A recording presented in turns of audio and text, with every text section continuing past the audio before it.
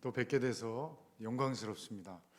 일광교회는 제 마음에 있는 교회입니다. 왜냐하면 우리 신재밀 목사님 같이 공부할 때 제가 늘 존경하고 사랑하는 우리 목사님이고, 또 우리 목사님을 통해서 같이 교회 생활을 하는 여러분들은 참 행복한 분들로 제가 기억하고 있고, 또 이 교회 오면 이상하게 제 마음이 편안해요. 다른 교회랑 달리 저를 많이 사랑해 주시는 건지, 기도를 많이 해주시는 건지, 제가 편안하게 설교할 수 있는 몇 안 되는 그런 귀한 교회입니다. 여러분들이 기도해 주셔서 제가 28년간 목회를, 이 선교를 잘 달려올 수 있었습니다. 이번에는 특별히 코로나 때문에 3년 만에 한국에 이제 오게 되었습니다. 선교 보고를 드리고, 여러분들에게 기도 제목을 드리고, 감사 인사를 드리고자 이 단위에 이렇게 섰습니다. 우리 잠깐 기도할까요?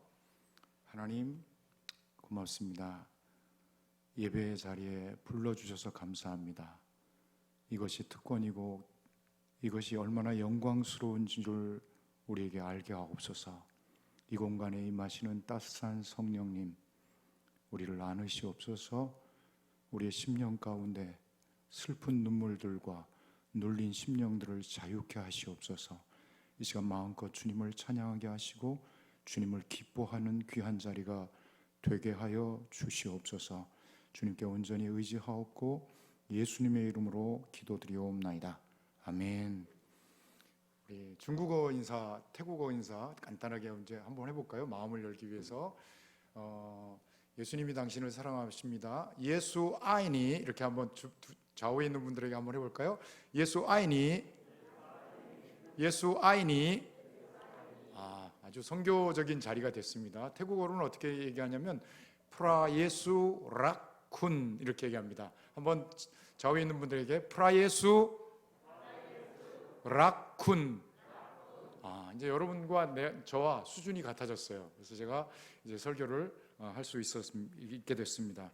아시는 바와 같이 저는 중국에서 20년을 달려오고 지하신학교를 세우고 그곳에서 많은 이 목회자들을 키워내고 그들이 중국 전역을 통해서 지금 목회를 잘 하고 있고, 하나님이 때가 참에 이제 중국 땅에서 저를 뽑으셔서 태국에서 가장 북부 지역에 있는 치앙라이라는 땅에 저를 심으셨습니다. 왜 그랬는지 저는 맨 이해를 하지 못했는데 지금은 조금씩 이해가 갑니다. 20년의 선교 경험들을 가지고 그곳에 있는 하나님의 백성들을 세우셔서 거기에 있는 가난하고 또 묶인 영혼들을 하나님께서 저와 여러분들에게 맡겨주시고 그들을 자유케 하시려고 보낸 줄로 믿습니다.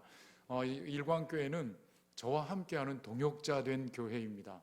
하나님께서는 한 번도 교회를 포기하시지 아니하시고 선교사를 보낼 때에도 선교사만 보낸 것이 아니라 선교사를 보낸 교회와 함께 그 자리에 머물게 하십니다. 그래서 여러분들은 저의 동역자이기 때문에, 동역자는 어떤 뜻을 담고 있냐면은 첫 번째는 함께 짐을 진다라는 뜻을 담고 있고, 두 번째는 함께 매를 맞는다라는 뜻을 담고 있습니다. 그래서 제가 함께 짐을 진다까지는 동의가 되시는 분들이 있는데 매를 맞는다는 것은 no thank you 하시는 분들이 좀 있는 것 같아요.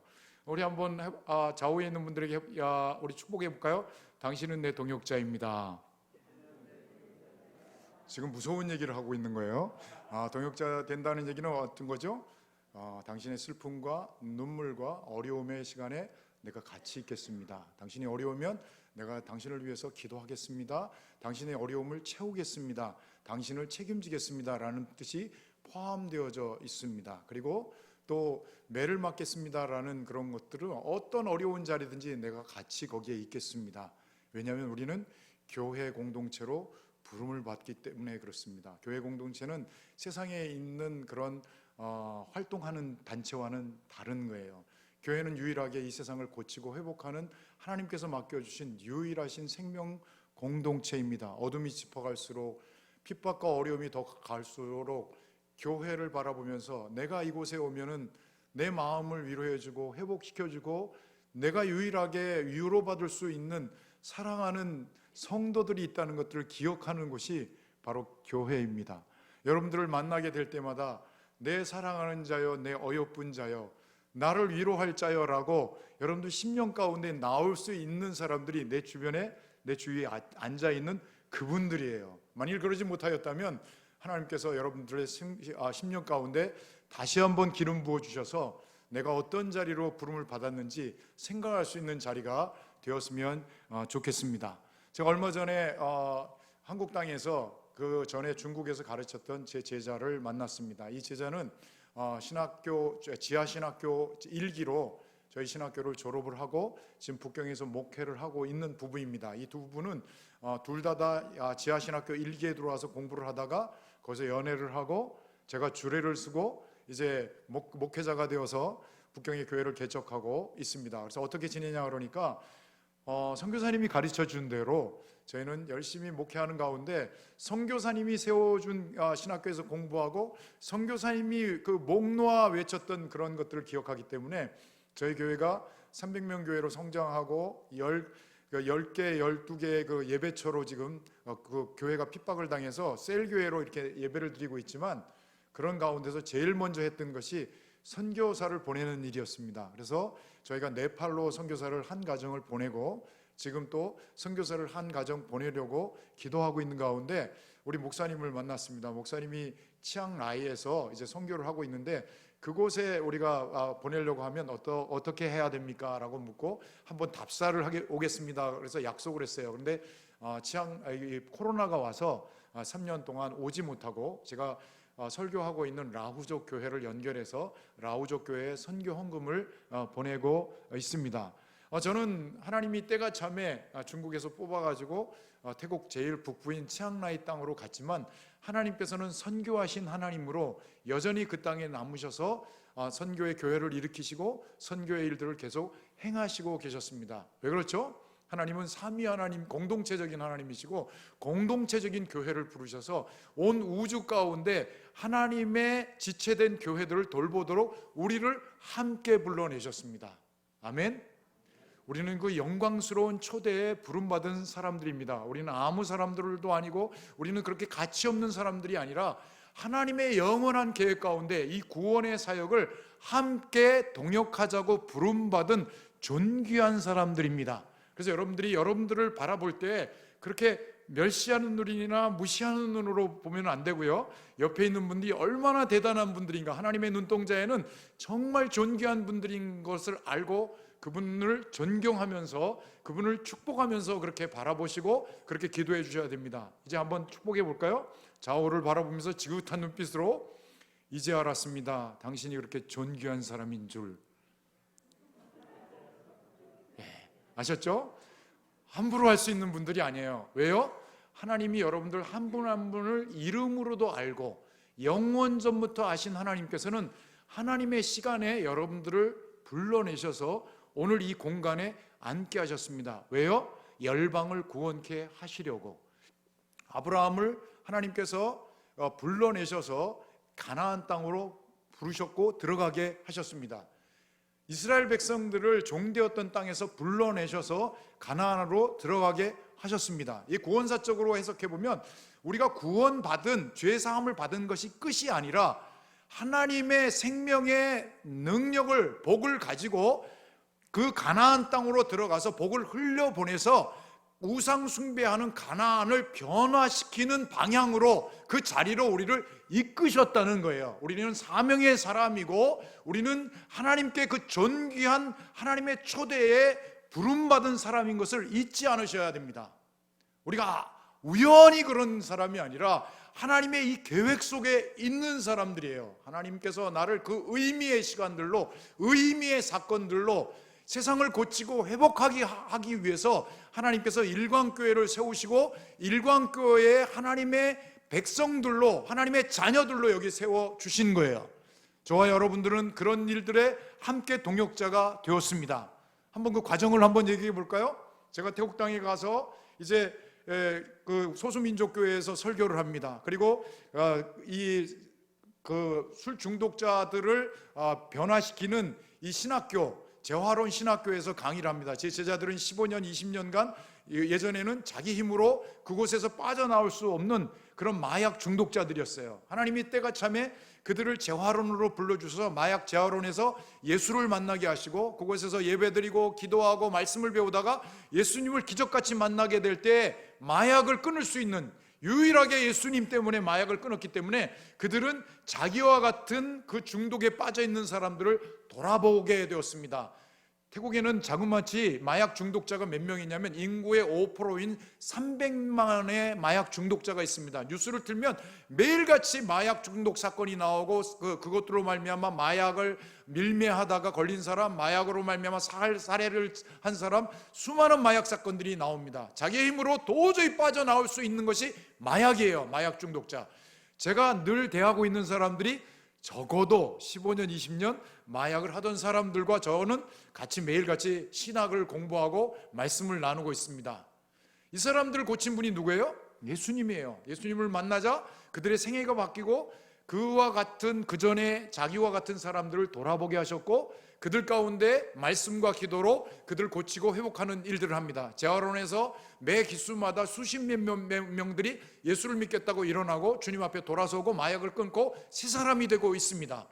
이 귀한 일들을 감당할 일꾼들이 필요하기 때문에 하나님께서 이제 이 기관들을 세우시고 중국에서 20년 동안 잘 사역하던 저를 뽑아내셔서 이제 그곳에 심으셨습니다. 누구와 함께?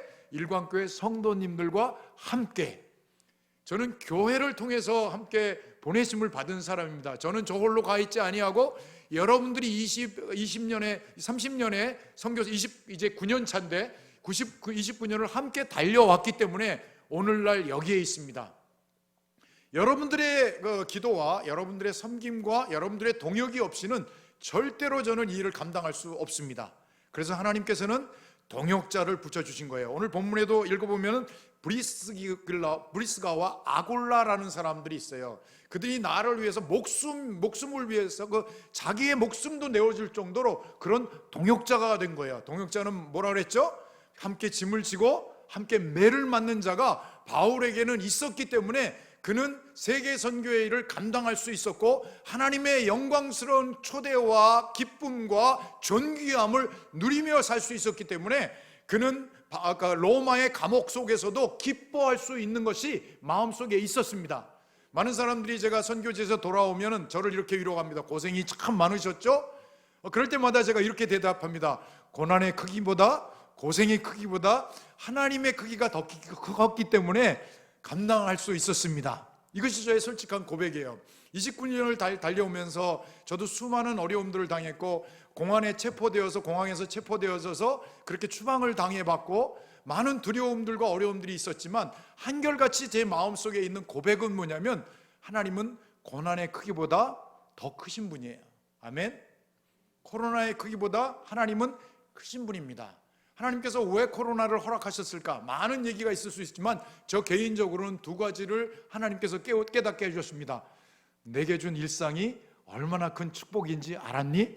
너 그 일상을 주었고 내가 그 시간을 주었고 내가 기회를 주었는데 내가 그것을 내 마음이 원하는 대로 살아냈느냐를 물으시더라고요. 부끄러움도 있을 수 있고 정말 절실해진 마음을 추스렸습니다. 하나님 내게 준 영혼들을 내가 생명을 걸고 그들을 인도해 냈습니까? 라고 있는 물음이 물었고 이번 코로나를 닥치면서 주변에 있는 많은 선교사님들이 소천하셨어요. 그리고 심지어는 가정에 있는 부모님들이 돌아가셔도 그 참석할 수 없었던 아픈 일들이 굉장히 많았습니다. 격리를 당해야 됐고 외국에서 와야 됐는데 비행기가 오지 못했기 때문에 수많은 어려움을 당했습니다. 그리고 나서 제 마음에 닥치는 것은 아프지만 하나님께서 뼈저리게 가르쳐 주신 것은 내게 주어졌던 일상이 얼마나 큰 기회였고 축복이었고 특권이었던 것들을 가르쳐 주었습니다. 이제 마스크를 벗고 우리는 살게 될 날을 다시 맞이하게 될 거예요. 우리는 그러면 또 그것을 잊어버릴지도 모릅니다. 그러나 다시 한번 우리가 기억하십시오. 하나님이 우리에게 나머지 인생들을 맡겨주신 것은 살리게 하셔야 합니다. 내게 생명을 주신 것은 이 생명을 가지고 어두움에 눌린 자들, 죽음의 증상들을 살아가며 미워하고 싸워하고 갈등과 질병 가운데 살아가는 사람들을 고치고 회복하기 위해서 오늘날 내게 이 기회를 주셨고 특권을 주셨다는 것을 잊지 않으셔야 됩니다. 일광교회가 여기에 존재하는 이유들은 고치고 회복하고 열방을 하나님 앞에 돌아오게 하기 위해서 하나님께서는 이 일광교회를 여기 심으신 거예요. 하나님께서 우리를 그렇게 하셨고 그런 일들을 정말 잘 감당하고 수종들기 위해서 직분자를 세운 거예요. 어떤 사람은 목사로, 장로로, 집사로 세운 거예요. 이것이 얼마나 영광스러운지 몰라요. 그것을 아무에게 주신 것이 아니라 하나님께서 기쁨으로 내 기쁨에 동참하겠니? 내 이름을 불러가면서 하나님께서는 고등학교 2학년 때 나에게 그렇게 말씀하신 거예요. 삼위 하나님이 다 하실 수 있어요. 전지하신 분이고 전능하신 분입니다. 말씀 한마디로 이 세상을 고치고 회복할 수 있음에도 불구하고 하나님은 그렇게 하기를 기뻐하지 않으셨습니다. 왜냐하면 자기가 지은 그 사람들을 이 영광스러운 존귀한 구속의 영광스러움에 동참시키기 위해서 구원 한 영혼을 온 천하보다도 사랑하는 마음이 얼마나 귀한 마음인지, 얼마나 존귀한 마음인지 깨닫게 하기 위해서 하나님께서는 우리를 부르시고 초대하시고 계시는 것입니다. 오늘 이 예배의 자리에 나는 여러분들이 다시 한번 깨달았으면 좋겠어요. 하나님이 은혜로 나를 부르신 이 부르심의 자리가 얼마나 귀하고 존귀한 자리인지 알아야 합니다. 이 예배의 자리가 얼마나 큰 특권인지를 알아야 합니다. 내가 목 놓아 부르는 찬양과 기도를 통하여서 역사와 민족을 바꿀 수 있는 힘이 있다는 것을 우리가 고백해야 합니다. 하나님께서는 열방을 치유하고 회복케 하려는 이 유일한 특권을 위해서 하나님께서 우리에게 생명을 주시고 직업을 주시고 관계를 주신 거예요. 이 유일한 일들을 여러분들이 막으신다면 여러분들은 하나님이 주신 창조의 그 원리들을 어기고 있는 사람들인 것입니다. 사랑하는 여러분들이요, 나는 이 일을 위해서 29년을 이제 달려가고 있고 30년을 눈앞에 두고 있습니다. 그리고 여러분들이 이 일에 함께 동참해 주신 것을 너무나 감사하고 있어요. 왜냐하면 그곳에서 이제 교회가 세워졌습니다. 제가 설교하는 그곳이 자기들이 온 힘을 다해서 자기 한 살 어린아이서부터 노인까지 다 나와서 교회를 건축했어요.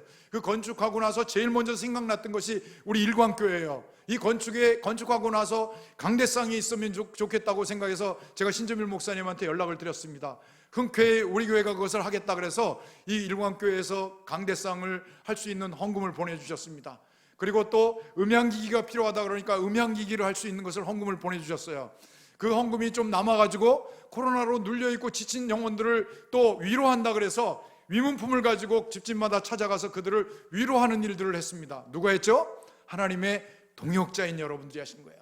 저는 하나님의 동역자이고 여러분들은 또 저의 동역자이자 하나님의 존귀한 동역자들입니다.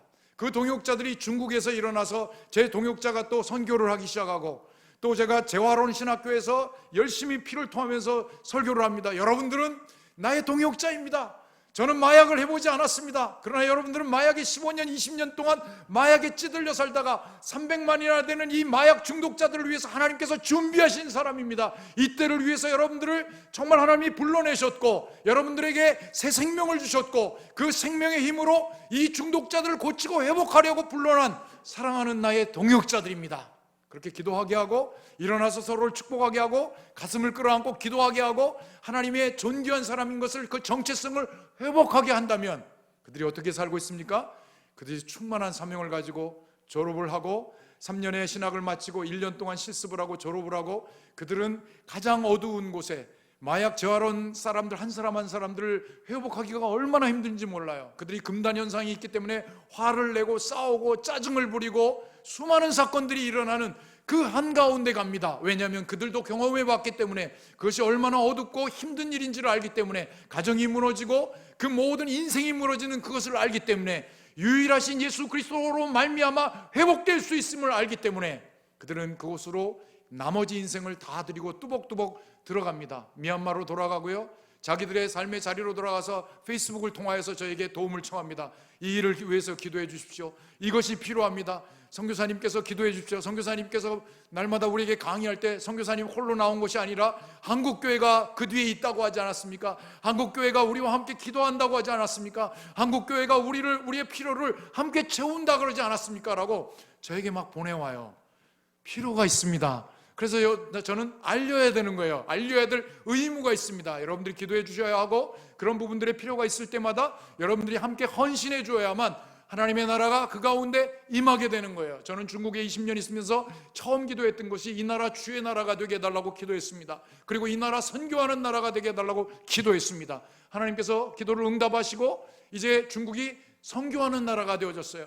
때가 차면 하나님께서 우리를 또 불러내시고 흩으시는 역사를 행하시기 시작합니다. 전 세계로 흩어진 중국 선교사들이 동남아로 남미로 수많은 나라로 흩어지며 주의 은혜를 또 흘려보내고 그곳에 하나님의 오늘 읽은 브리스가와 아굴라를 세워나가고 있습니다. 선교는 홀로 행하지 아니하고 삼위 하나님께서 그 공동체적으로 구원사를 행하는 것처럼 교회를 불러서 함께 동역합니다. 교회는 공동체적인 거예요. 공동체적인 것은 무엇을 말하냐면 서로를 격려하며 함께 성장하는 공동체를 말하는 거예요. 내 잃어버려진 내 사랑하는 동역자, 내 사랑하는 우리 형제 자매가 넘어지고 있는데도 그것을 돌아보지 않는다면 그것은 공동체의 생명을 잃어버리는 것입니다. 함께 성장해야 돼요. 연약한 자들을 함께 세워서 교회가 성장해서 그 다음에 함께 비전을 나누고 비전을 향해서 뚜벅뚜벅 걸어가도록 격려하는 공동체예요. 우리 이것을 합시다. 나만 아는 것이 아니라 이 일 너무나 행복한 일이에요. 이 일 너무나 꼭 필요한 일이에요. 우리 교회가 꼭 감당해야 될 일입니다. 힘이 없지만 우리 함께 기도합시다라고 그렇게 비전을 모으고 꿈을 모으고 환상을 모아서 이 교회가 숫자에 연연하지 아니하고 하나님 나라의 본질적인 일을 감당한다면 하나님이 주목하시는 교회가 될 것이고 하나님께서 사용하시는 교회가 될 것이고 하나님께서 영광스럽게 사용하시는 교회가 될 줄로 저는 믿습니다. 저희는 이제 두 가지 큰 트랙으로 선교 사역을 감당하고 있습니다. 하나는 소수민족 사역이고 하나는 이제 재활원 사역이에요. 저는 두 신학교에서 강의를 합니다. 하나는 소수민족을 세우는 이제 북태 성도 신학교에서 강의를 하고 하나는 재활원 신학교에서 강의를 합니다. 이 소수민족을 세우는 신학교가 2년째 지금 문을 닫고 있습니다. 신학생들이 미얀마에서 건너오고 있는데 미얀마의 내전과 코로나로 국경이 막혔어요. 그래서 이것이 빨리 회복되도록 여러분들이 기도하셔서 그들은 신학을 마치면 그 북부 일대에 있는 소수민족에게 돌아가서 복음을 전하고 교회를 세우는 그런 훌륭한 일들을 감당하는 귀한 하나님의 사역자들입니다. 이 일을 위해서 여러분들이 기도해 주시기를 바랍니다. 300만 이제 중독자들을 위해서 신학교가 세워졌고 농장이 세워졌고 고아원이 세워졌고 그런 일들을 위해서 그들이 일꾼들을 이제 세워서 재활원의 일들을 감당해야 될 신학교에서 일꾼들을 키워갑니다. 하루는 이제 졸업식장에 한 명이 그 자기의 소수민족 복장을 저에게 선물하면서 눈물을 글썽이면서 기도를 부탁합니다. 내 민족을 위해서 기도해 주십시오. 내 민족의 구원을 위해서 기도해 주십시오. 그리고 제 사역을 위해서 매일같이 축복하면서 기도해 주십시오. 그래서 제가 그 옷을 받아 가지고 집으로 돌아와서 아침마다 그 옷을 입고 손을 들고 그 민족을 위해서 기도합니다. 와족이 주님 앞에 돌아오게 하옵소서. 와족이 구원받는 주의 민족 되게 하시고 선교하는 민족 되게 하옵소서. 그 사랑하는 우리 형제가 미얀마로 돌아가서 이제 이 치유 사역을 하는데 하나님께서 역사해 주셔서 그곳에 교회가 세워지게 하시고 많은 마약 중독자들이 주님 앞에 돌아오게 하옵소서라고 기도하고 페이스북을 통해서 또 교통을 하고 그의 구체적인 기도의 제목들을 가지고 기도하는 일들을 합니다. 누구를 통해서요? 동역자를 통해서. 하나님은 동역자를 세우십니다. 중국에서 동역자를 통해서 이제 선교하기 시작하시고 이제 태국 땅에서 또 전도사 부부를 축복하고 또 이제 주례를 하고 그 부부들이 교회를 개척하고 하나님 나라의 일들을 왕성하게 행하고 있습니다. 하나님께서 언젠가 저를 부르실 거예요. 언제 부르실지 저는 잘 몰라요. 그렇지만 하나님께서 부르실 것입니다. 내가 준 기회, 내가 준 시간들 속에서 내가 무엇을 하고 나에게 왔느냐라고 물으신다면 저는 그렇게 얘기합니다. 중국 땅에 세운 나의 브리스가와 아굴라를 얘기할 것입니다.